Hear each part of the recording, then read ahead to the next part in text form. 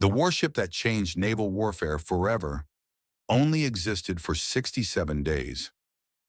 In that short time, the Confederate ironclad CSS Virginia shocked the world. Wooden warships that had ruled the seas for centuries suddenly became obsolete.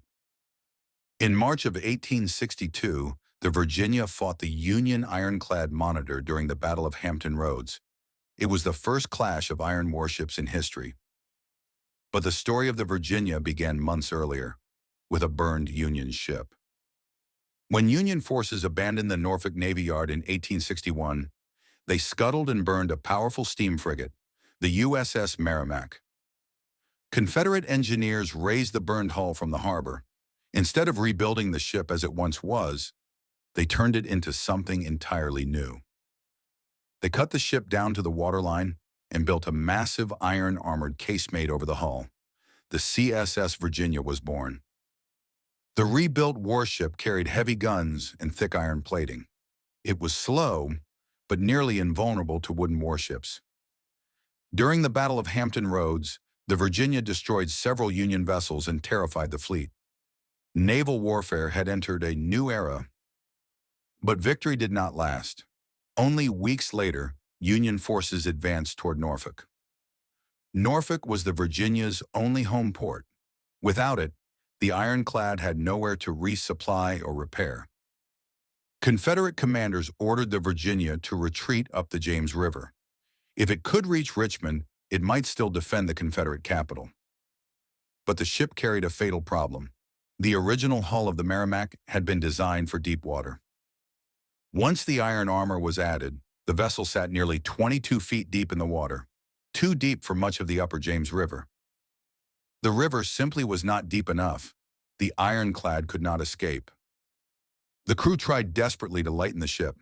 Cannons were removed. Supplies were thrown overboard. Anything that might raise the hull higher. But it wasn't enough. The most feared warship in the Confederate Navy was trapped. As darkness fell on May 11, 1862, the crew faced a grim choice. Let the Union capture the ironclad, or destroy it themselves. They chose destruction. The crew set fire to their own ship. Fire spread across the wooden structures built above the iron armor. Smoke poured into the night sky. One by one, the crew abandoned the burning vessel and rowed toward shore. The Virginia drifted in flames near the waters of Craney Island. Just before midnight, the flames reached the ship's powder magazine.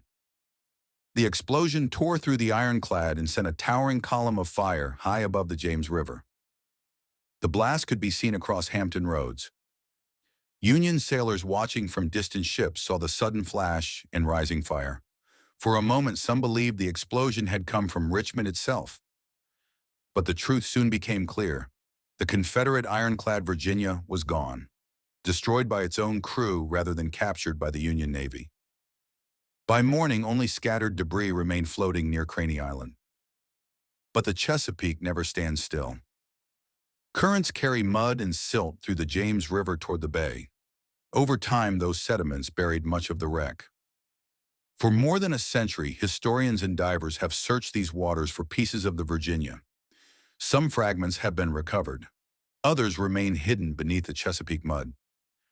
Today, the waters appear calm, but beneath the surface lies the final chapter of one of the most famous warships in American history.